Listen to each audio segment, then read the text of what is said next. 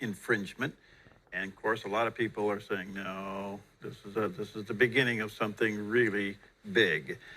Delighted to have back with us today Rick Green. He's the founder of the Patriot Academy. He's an author, a speaker, and a former Texas state representative. You can go to patriotacademy.com and check out his resources there, patriotacademy.com. Hey, Rick, good to see you again. How are you, friend? Barry, always good to be with you, brother. Thank you. Well, so he went at it. Step one, going after the Second Amendment, which he said, no, this isn't any has anything to do with the Second Amendment. Then, almost in the same breath, he said, every amendment isn't absolute. Yeah. Wonder if he means that on the 13th Amendment as well. Slavery, so abolition of slavery is not absolute, I guess, according to the president. I just, I think people are seeing through all of this stuff. And we got to be careful that we don't become over cynical. But the bottom line is he's doing it. Yeah. He's going after the Second Amendment. What's your take on those two things yesterday? Well, it continues to be this false debate over guns when what we really should be talking about is the heart of man, depravity, murder, the philosophy of how you stop violence, regardless of what the inanimate object is that the perpetrator's using, whether they're using a gun or a knife or used a car at the Capitol last week to kill a Capitol police officer. So regardless of what the tool is that's being used by the perpetrator, what we really should be talking about is what's the proper role of government here and what's the responsibility of the citizen. The founding fathers put the responsibility of this on the citizen. They said if you get robbed in your own home, it's your own fault or negligence. They said if the government in any way prohibits the keeping and bearing of arms, so not just owning that arm, but also being able to carry that firearm wherever you go. If government in any way, color, or pretext, they said it, stops that or prohibits that or infringes on that, then liberty is in danger of being annihilated. That's the words of St. George Tucker. He was the American Blackstone back in the founding era. So the founders were pretty clear. The right philosophy is let the citizen defend themselves, get government out of the way. Government should do its part in the courts prosecuting crimes. You have police, but you can't have police on every corner or that's a police state. And we've got leftists in America defunding the police, letting out the violent criminals, and making it harder and harder for us to defend ourselves. That's the real problem we're facing right now. Okay, let's unpack this a little bit. On the other side, number one gun sales still are women. Number one concealed gun permits are women. And people are not going to take this sitting down. I think of all the things that could ignite the wrong thing is more infringement upon the Second Amendment. Now, what the president did yesterday in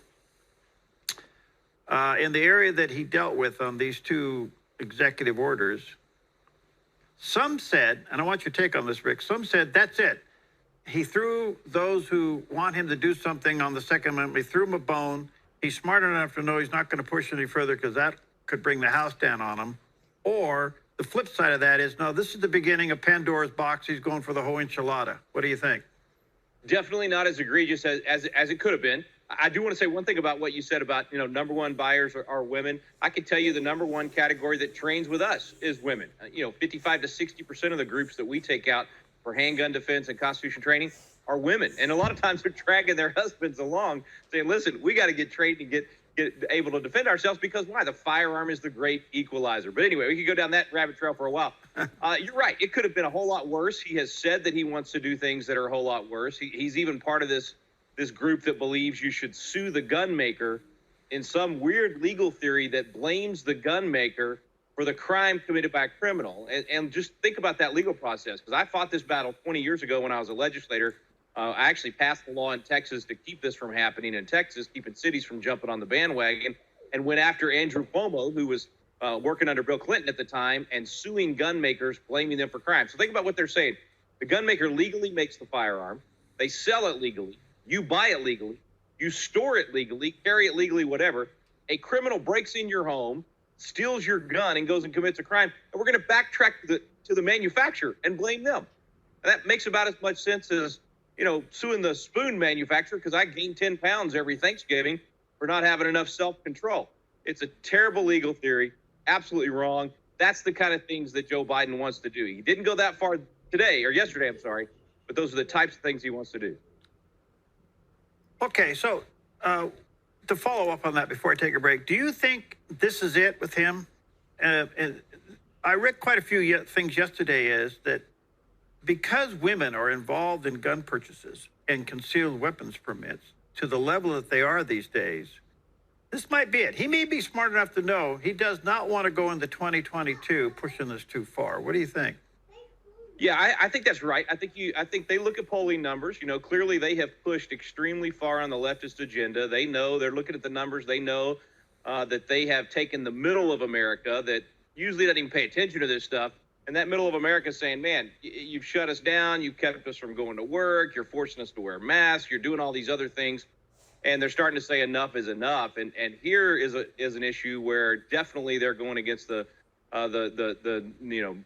majority of Americans that don't think we should have government infringing on our Second Amendment rights. So I think he's dialing it back on this and going to see how far they can push. You know how they are. What they'll do is every time there's a mass murder incident, and I don't even call them mass shootings. I think that's the wrong label for them. When there's a mass murder event, they always use that as an opportunity to try to do a gun grab. And so they're taking a step or two here. I think they will do more later if this pans out okay, if the American people don't stand up and say no. Now, here's some good news, Perry. States are saying no. So the American people are saying no through the only voice they have right now, which is governor or state legislatures. And several states have already said, nope, not in our backyard.